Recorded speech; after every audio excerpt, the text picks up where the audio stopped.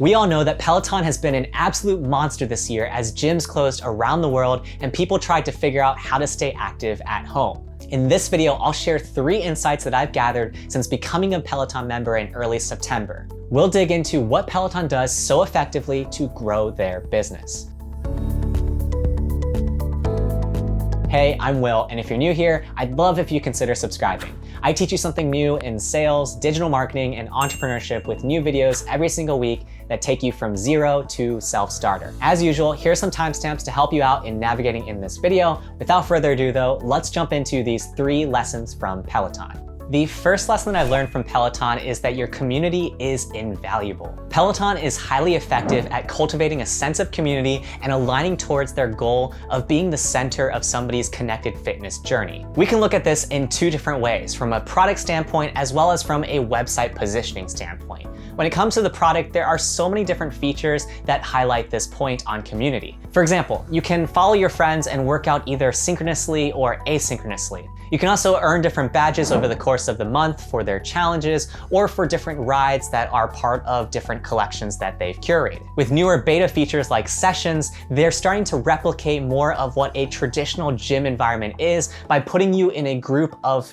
fellow Peloton members that are riding that same ride in the same timeline as you. As a result, you're able to compete with each other and feel those more traditional senses of community that you used to get in an in-person gym. Within the classes themselves, the instructors are always quick to remind you about how you are one of the few that decide to get on a bike today and exercise to better yourself. It's never a message about your body image or some other thing that traditional fitness coaches might emphasize, but instead, the fact that you showed up as part of this community of other people that are coming together to become better versions of themselves. The content library gets new classes added to it that are relevant to the time of year, whether that's Halloween, the holidays, or even World Mental Health Day. All of these product features, coupled with additional things like your ability to view your stats during and after your ride, and also compare them to the overall community, adds to that sense of the strong community of one that Peloton tries to create. Next, we can look at things from a website positioning standpoint.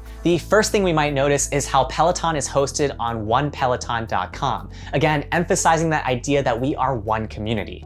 The other thing that you'll notice is that when you go to their membership page, they don't talk about themselves as a company, but they refer to themselves as a movement. And the reason why is because they want to represent something bigger than a company. They want to represent an idea, and that is even more powerful from a marketing positioning standpoint. Lastly, as you work your way through their website, you'll notice that all of the pictures that they have are of people that are either together in a physical sense or in a virtual sense. Ultimately, these things that Peloton does are not accidents. Communities are only as strong as their members and how in their members feel about it. So when somebody buys into the Peloton experience, they're gonna wanna get other people into the experience as well. That helps validate their decision to do so. Couple that with a great endorphin rush that you get every single time that you work out, and you get really great outcomes. I've noticed this lesson on the value of community within the YouTube side of things as well. There are all sorts of sub-communities of YouTube creators that try to help each other out, and oftentimes you'll find more value in the comments of a video than actually the video itself. By the way, before we head into lesson number 2, if you're finding this video interesting, do me a favor and hit that like button below. The second lesson I've learned from Peloton is the importance of compounded user interaction leading to rabid fandom. Peloton makes it super easy for you to engage with their product and their brand. For example, whether you haven't even started a workout or you just finished a workout, they make it super simple for you to share that particular workout with a friend or with your social networks. They also integrate with other fitness apps like Strava or Fitbit in order to make the data syncing really simple and also make it so that it's super easy for you to leverage the friends that you might have on either of those platforms. I remember when I earned my first streak, and the next thing I knew, I didn't want to break my streak. In fact, several months later now, I still have this thing going on in which I have a streak for every single day since I've owned the Peloton, and it's because I want to make sure that I keep this streak alive and I don't want to lose it. It actually relates back to the popular productivity method of don't break the chain, in which once you get something going, you don't want to break the chain because otherwise you have to restart that streak. I am fully aware that every single time I check my Fitbit app for all the different workouts that I've done on Peloton, like the calories burned, my heart rate, and so on, that I'm low-key reaffirming my decision to purchase this bike.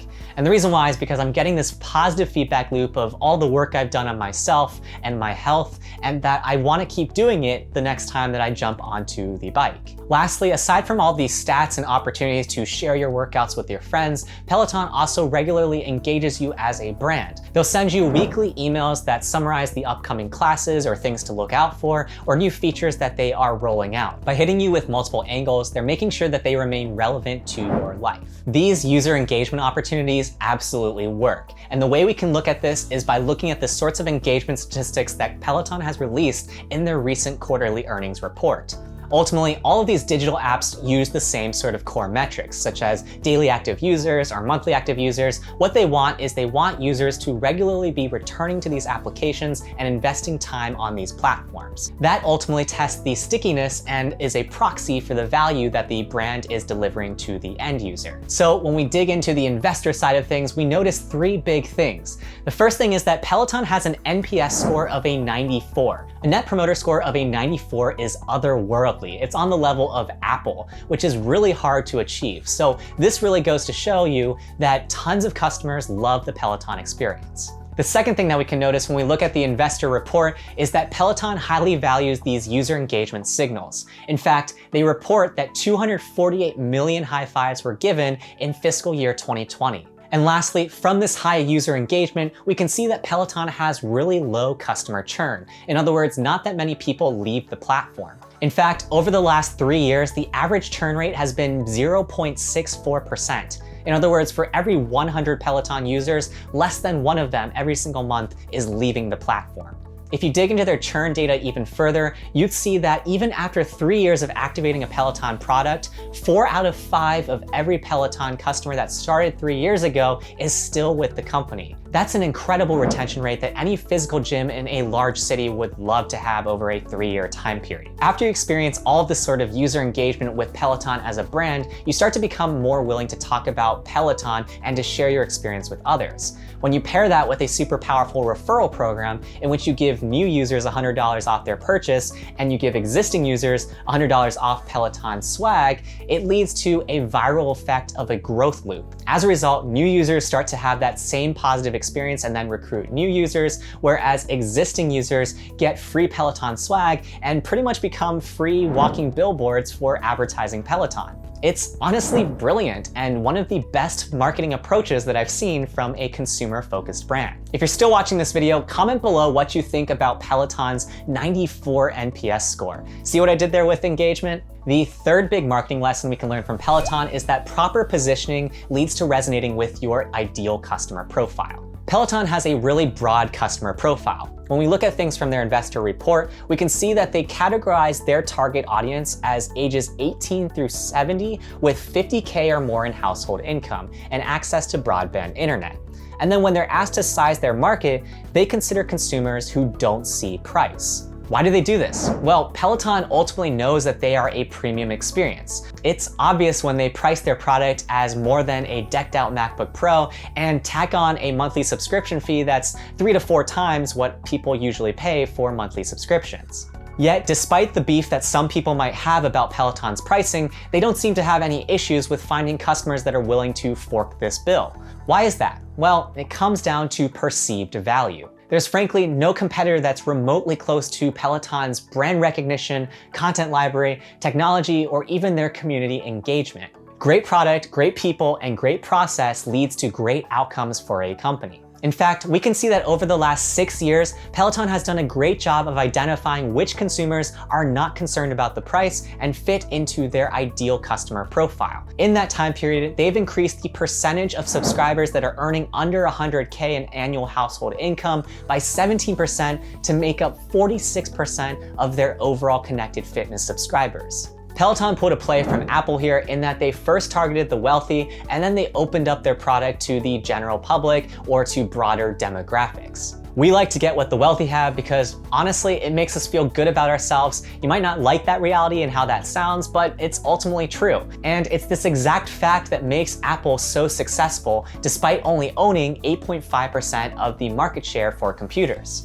Instead of positioning themselves like they weren't sure they were worth the $2,000 plus the $40 a month subscription, Peloton looks for the consumers that will look past the price. Similar to Apple, Peloton rarely runs sales as well. In fact, this past year, they decided not to run their Black Friday sale because demand was so high. The only way that you can consistently save money on a Peloton purchase is through the $100 off referral code that you get from another Peloton user. By the way, I'll leave my referral code in the video description in case you're interested in checking it out. The point here though that I want to emphasize is how Peloton successfully positions itself as a premium product with a high perceived value. In fact, their marketing team even put together a pricing calculator where you can calculate how much in savings your family will stand to benefit from using Peloton as opposed to a conventional gym. Lastly, even their finance team has come up with clever ways to get people interested in financing their bikes so that they can get the bike today and pay it off over time with very little interest. By taking all of these collective actions, Peloton is able to position itself in that upper echelon of products while also expanding their total addressable market.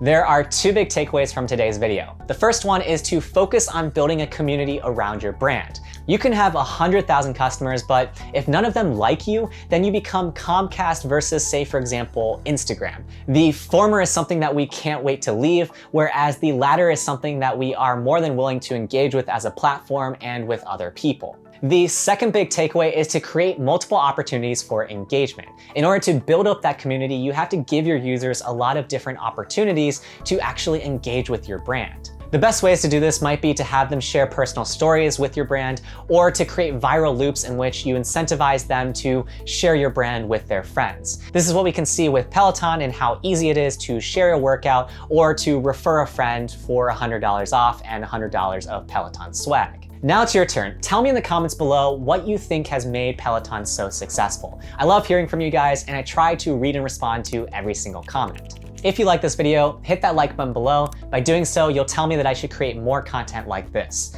Also, consider subscribing if you haven't already to get more content on sales, digital marketing, and entrepreneurship every single week. I'll take you from zero to self-starter to get more customers, build your business, and hone your business acumen. Lastly, if you've been on the fence about a Peloton, I 10 out of 10 recommend you get one. And if you want to use my referral code for $100 off, you can do so in the video description below. In my next video, I'll be sharing 5 things that I wish I had been told about entrepreneurship. While you wait for that though, check out these videos that YouTube thinks you might like.